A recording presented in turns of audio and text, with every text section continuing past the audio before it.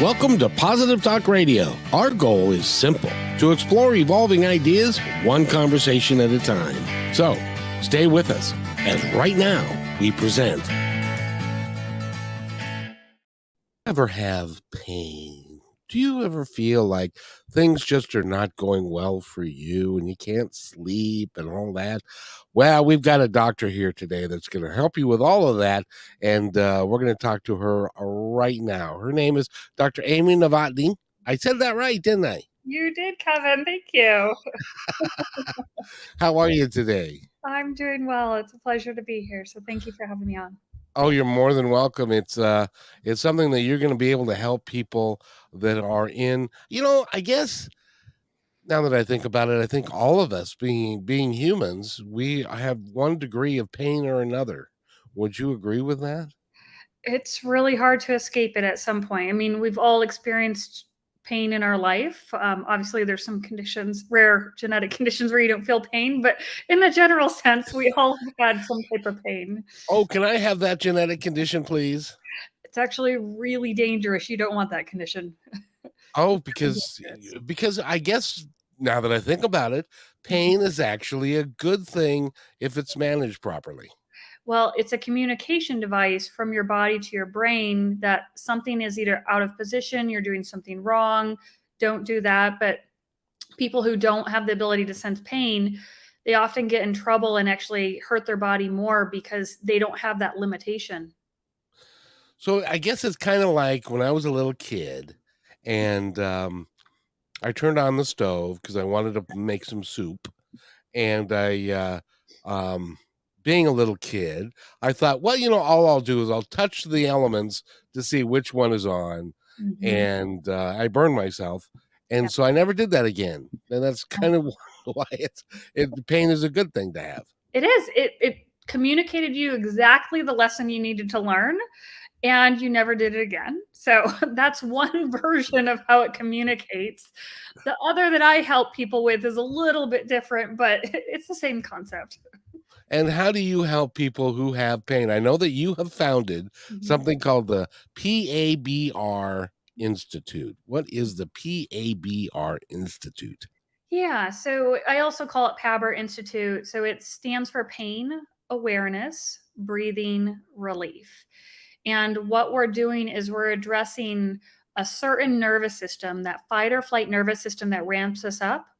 We're working on giving you the ability to calm it back down, you learning how to control how to do that, and feel your body go from this high alert, painful, stressed, anxiety-ridden, insomniac state into a calm, relaxed state, and you doing it to yourself so you can control it and apply it anytime.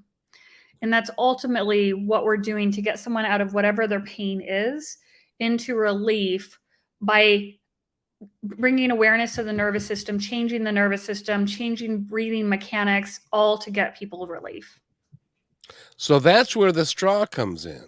I was wondering about that because you have one of the folks that gave you a recommendation. He is an award-winning broadcaster. Mm-hmm. And he said that he spent 5 minutes with you, and it was you, he, and a straw, and then he was able to sleep after that. Yes. Newey Scruggs out of Dallas. He's a Emmy-winning broadcaster for like the Dallas Cowboys and other sports. And we were at the same event, and he wanted to figure out what in the world I do with people. So I did it with him. And then that night he slept better than he had in years. And the next day he came back, he said, I don't know what you did, but that was fabulous. And basically I taught him how to calm his nervous system down. And we were using the straw to help him change his breathing mechanics in a faster way, and how to change his body position. And so the nervous system calmed down and he was out for the night. Where did you discover this? So this was something that I developed over the course of years. At the time when I was kind of stumbling on this, I was trained. So my training was first as a doctorate in physical therapy. I did that for the first few years. And then I was training to qualify for the Boston Marathon. And while I was on the treadmill running 8 miles 3 times a week. I was running at a fast pace, under a 7-minute mile. And as I was going through that, I had the typical, prior to this, typical tightness, achiness, runner's endurance type of things. And Yeah. when I started playing with my body position, specifically the rib cage first, and how my breastbone sits within my rib cage, and changing my mechanics of how I breathe, I literally could get myself out of any type of pain in seconds. And when I got off after running that 8 miles, it felt like I didn't even run. It literally was just like, wow, I don't need to stretch. I don't need to scrape, foam roll, all these things that I used to teach people and tell people to do as a physical therapist to keep healthy. I stopped doing all of it. And I stopped having all the typical runner's aches and pains. I could go and run a marathon pain free, 50 miles pain free, and get up the next day and run again. Like, I just learned and I taught myself how to calm down my nervous system. And so, of course, when you stumble on something like that, you're like, okay, does everyone else know this? Or am I late to the game, or am I stumbling on something? And so, of course, I'm checking around with people and saying, okay, I'm experimenting with this. Do you guys feel this? And so I realized I was stumbling on something. And I started to have to try it out on people, experiment, see what worked, what didn't work with people, and over years put it into a process that I now use. I call it the PABR method. And it's a process that I've used and I use now with people all over the world. We do it virtually. And I guide them through this process so they can have that same effect that I did. So you do everything from I know you travel around quite a little bit. Yeah, I do. And, but you do everything virtually, so somebody can contact you from anywhere in the world. Is Mhm. it a Zoom call basically that you do? Yep, it's on Zoom. I coach everyone through Zoom. I have clients Australia, New Zealand, England, all over the place. Canada, US. Sometimes I'll get other foreign countries if it's a French or Spanish speaking country. And yeah, but it's all through Zoom. So you don't need anything special, just a place where you can sit, stand, lie down, and have some pillows, a straw, and off we go. And you also are a marathoner. Yes, and an ultra marathoner. I've run up to 100 miles and I've done over 40 some marathons. Yeah. Wow. Where have you done the Boston Marathon and the New York Marathon and all those guys? Yep. I've done Boston 4 times. I've done New York once, Chicago once, San Francisco. Yeah, done quite a few. I gotta tell you, I interviewed a gal just the other day. Her name is Fitz, and she is the announcer on a lot of marathons. Is she a blonde Yay. lady? Are you familiar with her?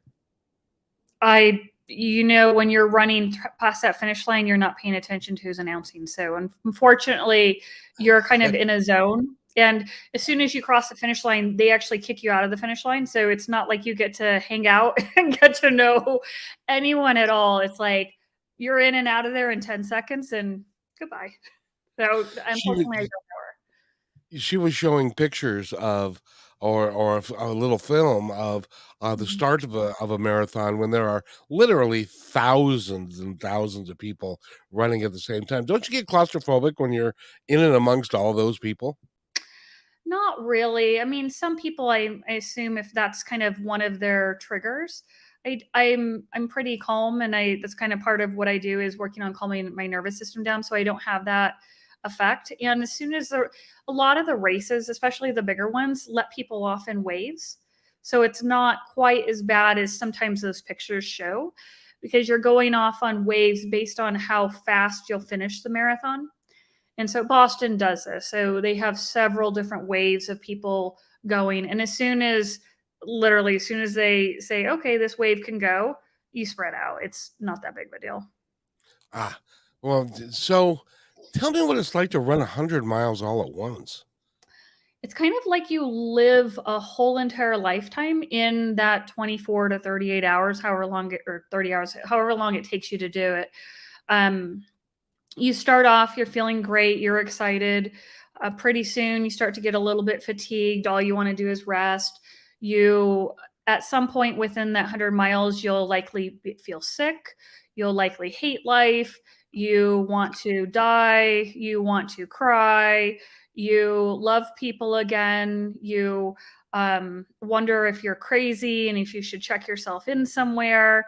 Like you go through all the emotions. At some point, your brain becomes numb. At some point, all you're focused on is eating. And then at a certain point, you don't want to eat because you're too sick to eat. And then it's a matter of dehydration and hot and cold weather and sun or rain and snow. And I mean, you literally live a lifetime within a very short period of time. And when you finish it, you have this strength that no one can ever take away from you because you realize that you actually ran 100 miles and you made it. And you realize that your resilience is greater than you ever even thought. See, I didn't even know that that was a thing, but you're not the first person that I've met that Yeah. has actually done 100 miles at a time. I can't even imagine that, but I can understand how you could go through an entire life cycle in Yeah. that 100 miles of love, hate relationship, and you love your body, and then you hate your body, and then you're starving, and then you're not. That would be quite a thing. Now, do you, in the process of doing that, does your mind also go into kind of an hallucinogenic thing and stuff like that? No, it's not. Not unless you're taking drugs. I mean, you Right, don't go into stuff there's like that.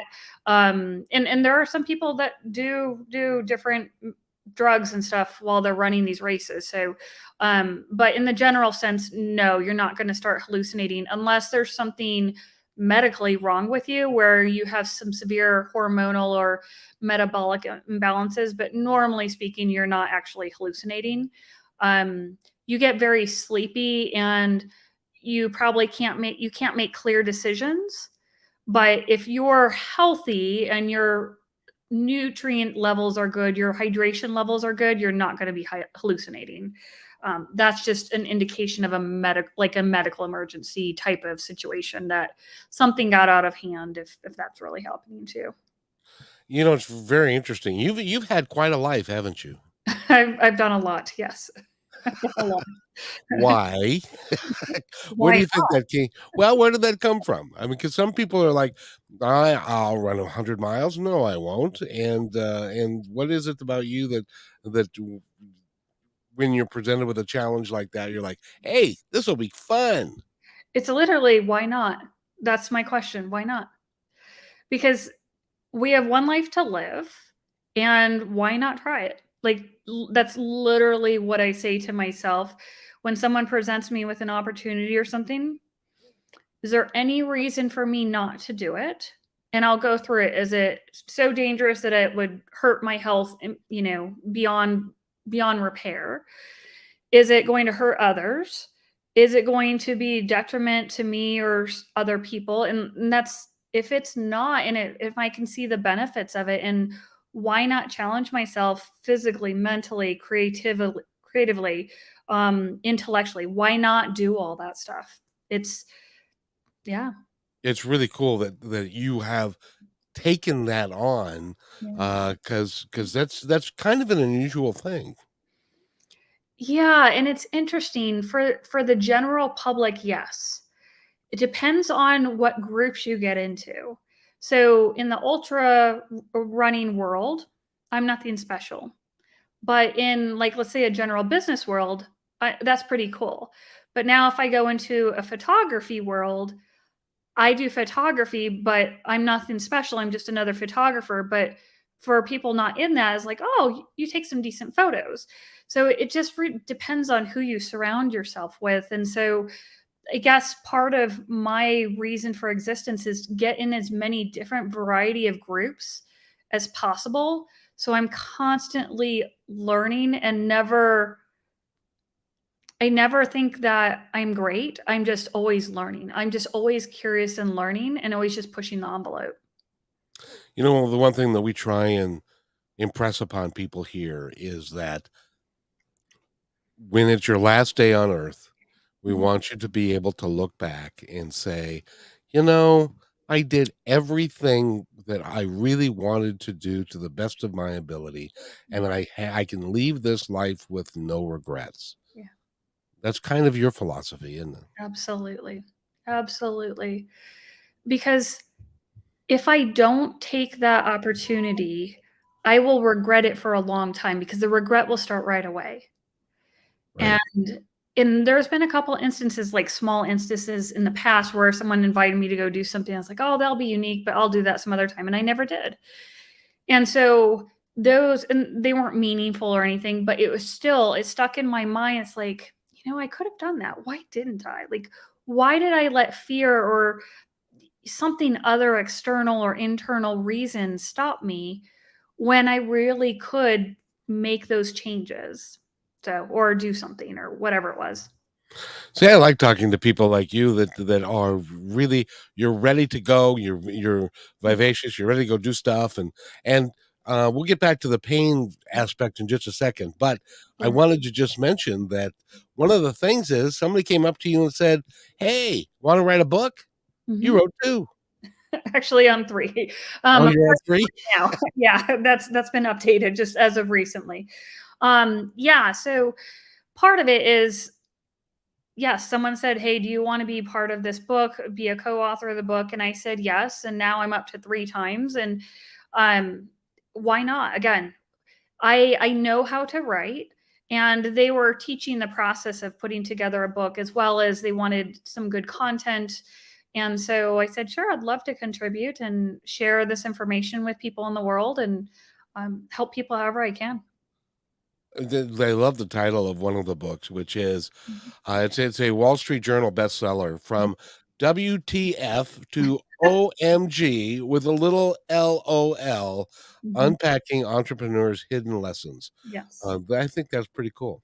Yeah, David Corbin, who put that book together, he's amazing entrepreneur, amazing mentor, amazing man in general, and um, he's he's good with words, good with humor, and he knows how to just play with whatever society has going on right now. He's very good at that. Well, that's one of those titles that makes you pick up the book Yeah, just to see what it is. exactly. He's very good at what he does. As are you, because of the work that you're doing. And Mhm. let's get back into that because there are a lot of people are saying now you kind of glossed over the pain thing. How does she help people? Yeah. Because you work to get their, as I understand it, you Mhm. work to get their nervous system calmed down so that the fight or flight reflexes are less than. Is that fair? That's close to, yes, close to that. So we have a nervous system inside us that can ramp us up, put us in high alert so we can flee from a burning building. But we also have a nervous system that calms us down, allows us to rest, digest, relax. Often with our society, we're taught to be ramped up and in high alert all the time. Okay. That is a very strong detriment to our health. It hurts our immune system. It hurts many digestive organs. It hurts our health. You hear about how stress causes so many conditions all the time. So, what we're doing is changing your ability to sense what state you're in and then how to lower it into the relaxation state. And by doing so, you release the muscles that learn to guard you and keep you in that ramped up state. Because ultimately, if you can't feel relaxed and safe and secure in your body, you're going to be in a ramped up state and it's going to affect all of the rest of your organ systems. So, by calming someone down, you're getting muscles that were taught to be contracted and tense, you're getting them to release without stretching, but you're getting the nerves to stop telling the muscles to contract. The muscles release. The muscles release their abnormal hold on bones and joints. So the bones and joints can start to go back to a neutral, normal position. When they can go back to a neutral, normal position, they start gliding very easily in those sockets, and your pain goes down and often away. That's fascinating. Yeah. And you found that that works with a lot of people over time, and you can do it, virtually. So you don't have to it's not a hands-on thing. It's like um, I've been doing chiropractic, I have for many years, Yeah. and they kind of try and do the same thing, which is to calm your nerves down, because the nerves are what causes your muscles to go into spasm. Mhm. And so you do that, then you'll feel better. But you have a way of doing it without any of that other stuff, and you can do it anytime you want to. Right, because so you just mentioned you've been to a chiropractor for years. Yes. He is trying to do something externally to you, but it's not holding because you have to No. keep going back for years. So, what I'm teaching people is how to release their nervous system themselves by changing the way they sense, the way they feel, the way they walk, the move, reach, bend, squat, lie down, because all of those daily habits are leading to the nervous system being ramped up. So, you can go see someone like a chiropractor for years, and they're going to keep applying pressure externally to you to try to force your nervous system to change. But obviously, the nervous system's not doing it because you have to keep going back. So, what I do is teach people on how to do it themselves. That's why Zoom is so much better than me putting my hands on someone. Because as soon as I put my hands on someone, they've now given their power to me and saying, you do it to me. And I don't want to do that. I want someone to actually realize their body can heal itself if you understand how that works. And I want you to be able to do it to yourself because I can't live with you 24 hours a day. So why not teach you how to do it to yourself so you can apply it anytime and no one can take that skill away from you? The old teach them how to fish instead Yeah. of giving them a fish. Yes. Yes. Exactly. Because if you can teach somebody how to fish and how to relax their body, and Mhm. I would think that that has got a huge number of positives to it in Mhm. both your physical world and also your mental world and also your spiritual world. Absolutely. Absolutely. So some of the clients I work with have just don't have physical pain, actually just have mental and emotional pain or trauma. And so I work with them, and sometimes physical pains start to come up or creep up that they had not recognized. So often when someone is in a trauma state, they've shut off the ability to sense and feel their body. And so, as they're learning how to calm down their nervous system and get their body in a correct position, they start to feel parts of their body. And then we work through the physical aspect as well. But so often, this is very tied to a mental and emotional state. And there'll be times where we'll work on something and working on changing a position and gets them to release and they start crying or flailing their arms or change into a different personality, change into a childlike state.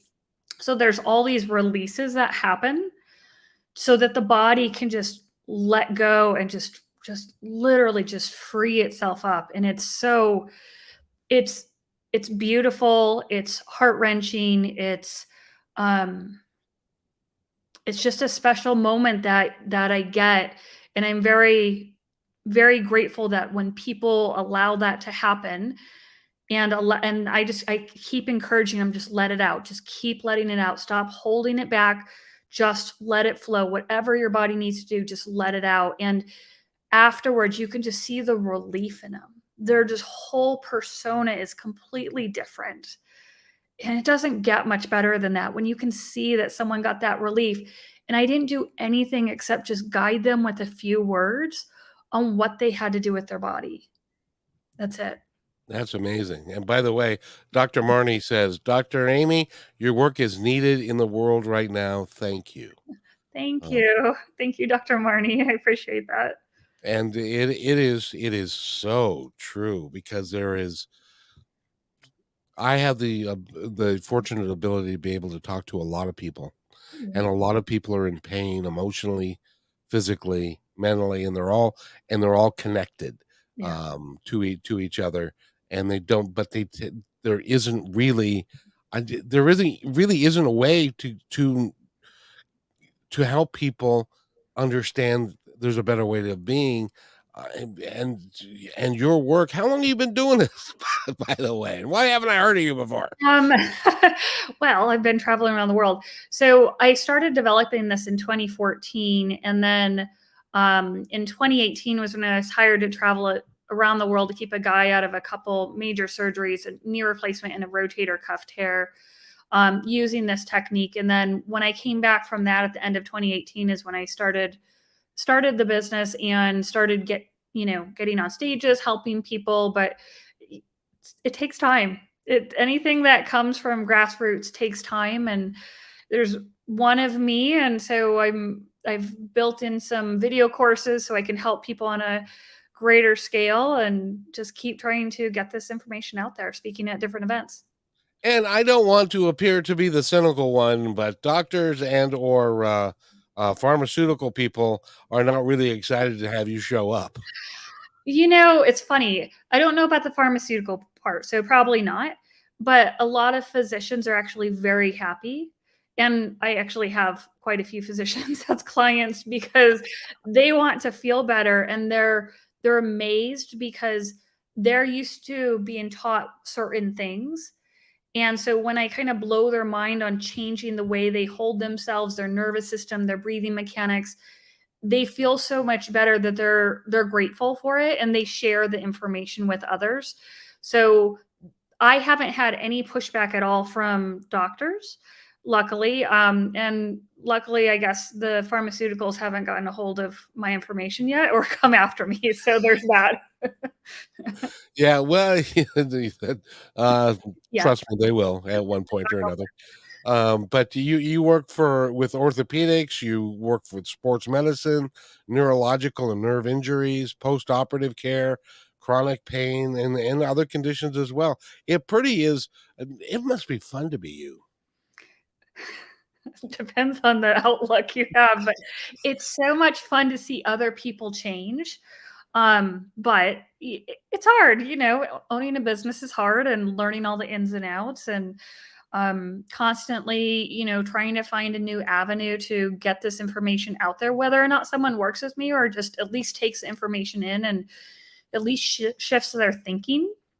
But it's a lot of work, and but for the most part, I like being me and I have fun. Well, and the reason I say it must be fun to be you is that you are constantly Mhm. ru running into people and working with people who may start and not really don't necessarily believe that you can actually do what you say Yeah. you can do, Mhm. but in the process of doing it, it's like a light bulb turning on. Yeah, and that actually, the disbelief that people has, I would say, is probably the hardest thing that I face.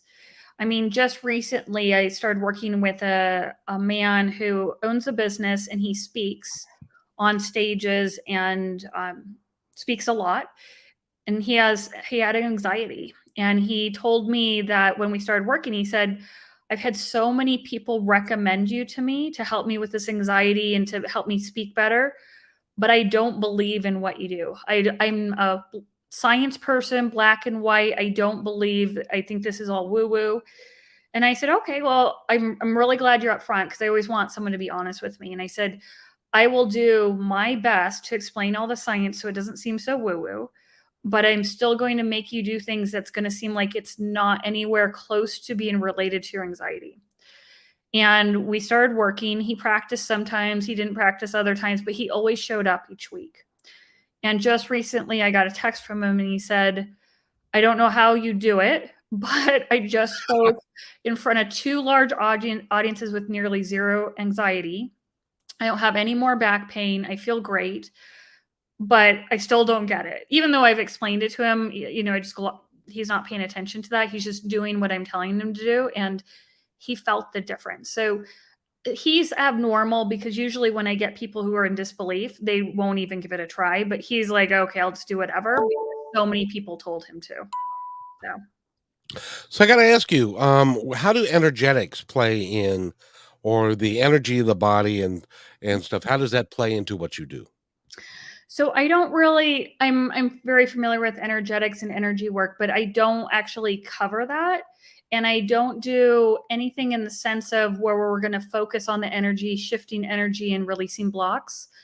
Everything that I'm doing with them is actually physically oriented in science, in the sense of moving your position, your nervous system, your breathing, what you can sense and feel. So I'm not working with chakras or any other type of energy systems in the body and having people try to shift their energy in that sense. This is all about physically releasing aspects of the body to get the nervous system to calm down. Then how can somebody call it woo woo if you're if you're not, you don't have your your hands out and you're not doing Reiki and you're not doing the, that I can clear your heart chakra and everything's going to be great and okay, it's cleared, and you're not doing any of that. You're doing actually physical stuff with them that's based in science. But doesn't it all come together at one point or another? It does, but when you like, let's say you came to me and said, "Hey, Amy, I can't sleep at night," and I said, "Okay, we're gonna work on you relaxing your back and you getting your rib cage to drop down, letting your belly out, and that's gonna fix your sleep." You're gonna tell me that's a little woo woo because you don't understand how that actually all works, and so it's gonna seem woo woo if we do a few things, your back relaxes, and all of a sudden you sleep 8 hours. Like to some, to most people, that's gonna come across as woo woo because the To me, that's gonna come across as a great big dream that I that that I don't get to enjoy very much. that's horrible. I'm sad. That's horrible that you feel that. But at the same time, there are certain steps of the process of what I take people through that I have to get you to feel something, then something else, then something else, then something else. And then all of a sudden your body relaxes. You know how to stabilize in that relaxed position, and then your body can sleep. It is amazing. You've done a lot of research with a lot of people to figure out the protocol of how this all works, right? Spent a lot of time practicing, experimenting, trying things out on people, making mistakes, pushing people too far, learning what the idiosyncrasies of what people need and what their body is saying. And I record everything on Zoom for clients if they want it, so they can see exactly what I'm seeing and I can point it out and they can see their body change over time. So you're telling me this is not like a I guess I was talking to a chiropractor one time and he said, they teach this business model in chiropractic school that you want to have their people there 3 times a week and then for several months and Mhm, then 2 times a week for several months, and that's how your practice is going to grow, and mhm, you get people to come back and go. Your system is a I'm going to help you fix yourself because you're helping them fix themselves, mhm. and then you're going to let them go. Yes. So I see people usually once a week, and because I need to give them some time to practice what we've gone through Sure. for their nervous system, see what they retained, what they didn't retain, and then go from there. And then often what will happen is after I have, packages where I see them for a certain period of time, and then they start to space out a little bit, and then maybe once a month as a check-in, and then off they go. Yeah. So, this is Professional Women's Month. Did you know that in March? I have heard that. I heard about International Women's Day, a lot of different things going on. Yes. So I got to ask you, who's easier to work with, men or women? It's all based on personality. I will tell you that. And it's funny because I started off with a lot of women and then it switched to about half and half. And they're different goals and different things that go on between men and women. It's actually really interesting about that. Who practices better, men or women? I suspect that women do what you tell them more religiously than men because we're just not built that way. We hardly make it to the doctor. I would probably say in a general sense that's true, unless the guy has a deadline. And if he has a deadline and he needs something fixed by a certain time, he'll do the work. So how do you help? Because one of the problems that I've Mhm, had both my hips replaced over time. mhm, yeah, And one of the problems I have is if I stay in one position too long at night, for whatever reason, my knee will start hurting like crazy. Now, mhm, there's nothing wrong with my knee, mhm, but it's the nerves and it will just hurt like crazy. Wake me up, force me to change positions so then I can go back to sleep. And that happens 2, 3 times a night. yeah. Um, how did and I'm not going to ask for a session today, but how do you how do you kind of can you fix stuff like that? Yeah, absolutely. So the knee pain that develops after you've been stationary for a while, that tells us your nervous system is ramped up. So your nervous system tells your muscles to behave, the muscles behave on the bones. Okay. When you're moving, you're constantly contracting and relaxing the muscles. So you don't feel the nervous system basically ramp up. But when you become stationary, the nerves, if the nervous system, and I'm talking about that fight or flight nervous system, it's like, woohoo, party time. We're just going to keep sending the signal to those muscles to contract and contract and contract. And it's going to pull you out of position until eventually tissues are butting up against each other. You wake up and you're like, ow, I have to change position. Because you got these two surgeries that went in and created space by cutting things out and putting something else in there, but you never changed the way the nervous system behaved on the bones and the muscles. So your nervous system is still acting the same way that caused you to have those hip replacements. It was never changed. So as long as you keep that same nervous system, you're still going to have it behaving the same way on the muscles and on the bones. And the surgeries created more space in your hips, but it didn't fix the problem, which was with the nervous system to the muscle relationship, not really the bone relationship. I'm going to have to see you because my sister, who's older, 5 years older than me, Mhm. she's had both her hips replaced, and well, we both have had our hips replaced. We both had back surgery, Yeah. but now she's had her hips or her knees replaced, and she's 5 years ahead of me. So I need to not have that. You can so you can you help with preventative medicine like that, where you can help somebody not go down that road. Mhm. That's when I got hired to travel around the world, was to keep a gentleman out of a knee replacement surgery, and coach him in this process. But I've done that with a lot of people virtually since then, who were scheduled for knee or hip replacements or shoulder replacements. We work on the nervous system, change how it acts on the muscles. The muscles change how they act on the bones. Bones go back into their normal neutral position where they can slide and glide. Voila, impingement is gone, pain is gone. That is so interesting. By the way, if you wanna know about her, go to the, PABR Institute, Yes. and that is Pain Awareness Breathing Relief Mhm. is what the acronym for that is, Mhm. and the institute.com. Are you doing are you planning on doing courses to teach people how to do what you do so that you can grow this? Yeah, eventually. So right now I work with people one on one, and then I have video courses where people can learn this on their own. There's a fundamentals and advanced version, so people can get a lot of information that way.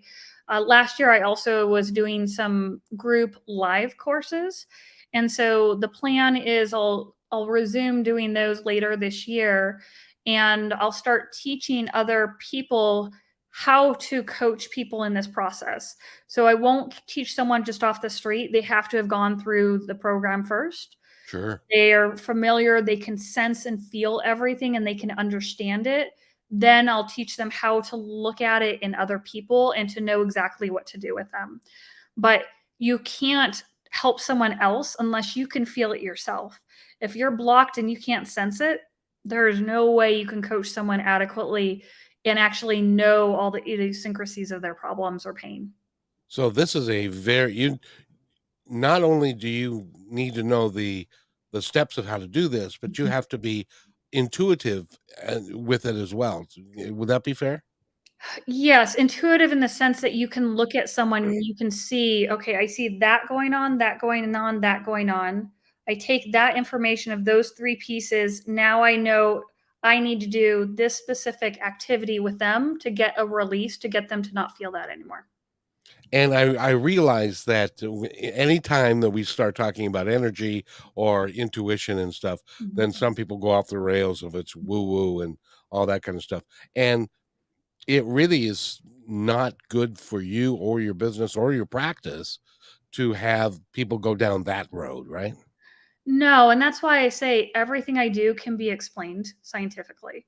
course So you can. there's always a process. None of it is just I'm creating it out of thin air or because I just feel a certain thing. It's all because I can physically see it and I can point it out to anyone who wants to sit next to me and watch it. I can say, see that? See how that's working? Okay, that's why that's happening. Now, is your background in biophysics and anatomy and that kind of stuff? How'd you learn all this stuff? So again, I just developed a lot of it on my own, but the anatomy and physiology came with my doctorate in physical therapy and degrees in science and biology and all that. But I just took what I knew based on what is presented in a human body. And I started thinking about it differently and studying the nervous system and started applying different aspects together that are not usually put together. And that's how I came up with this approach.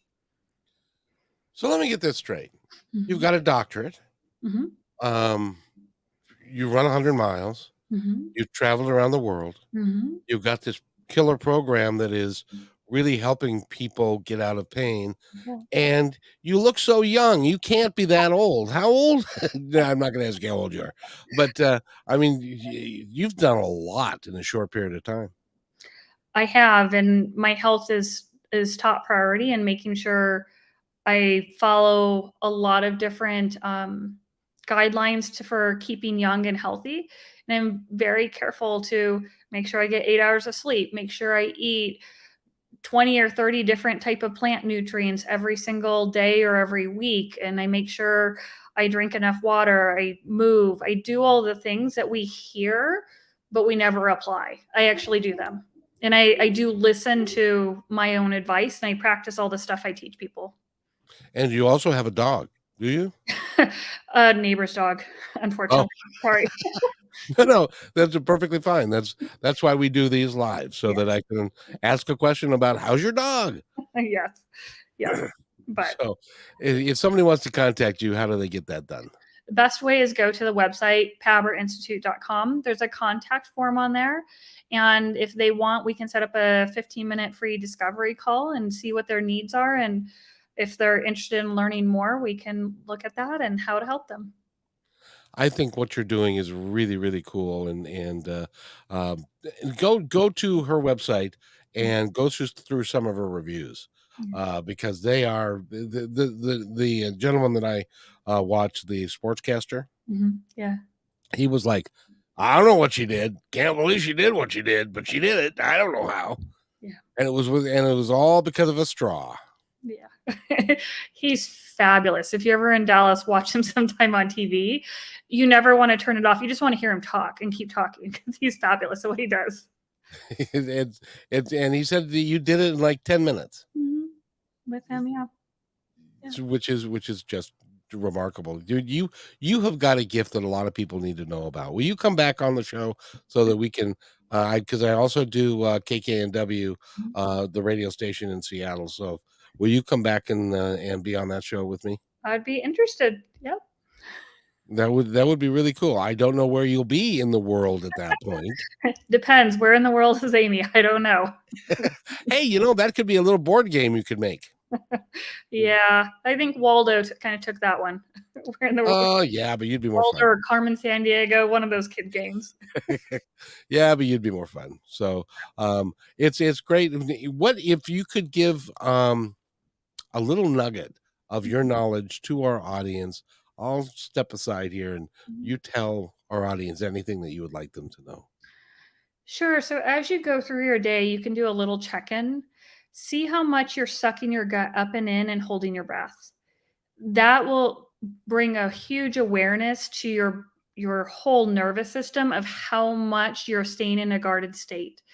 The more you can let yourself breathe and let your belly hang out, you'll start to feel your nervous system calm down even just a little bit. Even if you don't want to do what I say or work with me or whatever, just even taking what I've said and just absorbing that information and then allowing your belly button to relax so your chest can drop down, you can start to shift your nervous system and start to make an impact just starting today.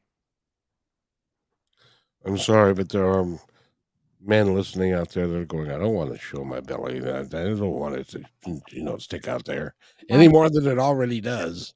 I know, but guess what? No one's watching them right now, so they can do it at home. And nobody's perfect either. So if you and that would be good. So that's wonderful. And you are the pay say paper is a paper I say PABR, paper, pain awareness, breathing relief. Yeah. and that's the PABR Institute. Go to paberinstitute.com and you can find out all about her and book an appointment and all that kind of stuff. You're a pleasure to have on the show. Thank you. I appreciate that, Kevin. It was fun. You do a lot of stuff, and you're going to impact, um because pain is probably, well, I don't know, do since you're in the business, you tell me, isn't pain one of the most debilitating and irritating things that we go through, especially if there's a way for us to fix it? It is costly, debilitating, impactful, hurts relationships, jobs. I mean, you name it, impacts every aspect of life. So just know that there are options out there and just don't give up. Emotionally, physically, and spiritually, if you are in pain, there are people quite literally that take their own lives because they're in such pain they can't take it anymore. Yeah. So if there's a way for people to get out of pain, without pills, without doing some of the things that some folks would tell you got to do, muscle relaxants, and just a quick aside, Mhm. I hurt my back years ago, and I could barely walk, and so we went to the doctor's office. We went to the emergency room, and they had me laying on the gurney. Doctor comes in, circles the bed once, Mhm. circles the bed twice, looks at me and says, "You got a back problem." Mhm. No kidding, doc. You got a back problem, and I'm going to issue you some muscle relaxers and some pain medication, Mhm. and you're going to have this condition until you have it surgically operated on. Mhm. And there are still to this day, there are still doctors that are operating in that world, Yes. and so don't. Yes. So the message there is, don't go down that road until you go down this road. Yeah. Yeah. Exactly. I highly recommend, if you want to learn how to change yourself, then give something like this a chance. There are people out there who want to be cut and want a pill or injection, then I understand that's their path. But if you're not ready to be cut or injected or take a medication, there are many options like the one I'm presenting today. So please just give that some consideration. If nothing else, listen and absorb so it starts to change your mind so that you realize there are other possibilities out there, that you don't have to get cut if you don't want to. Now, there are times, however, it happened to me, excuse me. Mhm. I fell and tore my rotator cuff, Mhm. and we went into the doctor, and they took a picture of it. Now you're aware of how the rotator cuff is supposed to look. It's Yep. kind of overlapped like this. It was flayed open, and it was like you could see the bone, and it looked like a roast with a bone sticking out of it. Yeah. And in that case, you probably are going to need to have surgery. Possibly. But Possibly. the Not possibly really. Yeah, the guy who hired me had that situation, and he never had surgery, got his arm back overhead. So, Holy mackerel, really? That's amazing. possibly. It really depends on the situation, and a lot of times the scarring that takes place and you learning how to not guard and get your muscles back into correct position, you possibly don't need the surgery. So that's why you just don't know. So it just depends on the situation. Yeah. That's really enlightening. That's really cool. Yeah. So it must be fun to be you. Sure. Yes. So anyway, we've been talking with Dr. Amy. Novotny. I knew that. Novotny, and she is wonderful, and she's got this institute that you need to go. It's a pain awareness breathing relief institute, for not using the acronym, and go to her website. You can find out all about her and do that. And it's great to have you here. Is there any last words? Anything else you'd like to say before we go? Nope, I guess just quit sucking your gut up and in. There you go. Let your ribs down, belly out. You'll be much better. And then what you got to do is go on a diet so that you can stick your belly out and it doesn't go out till like tomorrow. That counts too. Yes. By the way, are you a vegetarian or a vegan? I am vegan. Yep. And that's also not a bad thing. No, it's improved my health immensely since I've been doing it for 9 years. The health benefits have been enormous. I can't say enough about it. Well, and I will tell you that there's a guy that I know that he's been vegetarian. I'm not sure if he's vegan now or not, but he is still wandering around this planet at 80 years old, standing in front of 20,000 of his closest friends, singing songs like "Yesterday," and so I'm talking about Paul McCartney, of course. Yeah. And he's still around, and he's in great shape. So, so thank you, doctor, for being here. I really appreciate it. And if you'll wait right there, I'll be right back. Okay. Hey, thanks for enjoying this episode all the way to the end. Please give us a like and subscribe to this channel. This has been a production of PositiveTalkRadio.net. Please visit our website, oddly named PositiveTalkRadio.net, for more details about us and our mission, which is to provide great positive programming designed to inspire us all. I'm Kevin McDonald, and I'm proud of these shows, and I truly hope that you'll like them and share them with friends and family. So on behalf of our entire team, remember, be kind to one another, because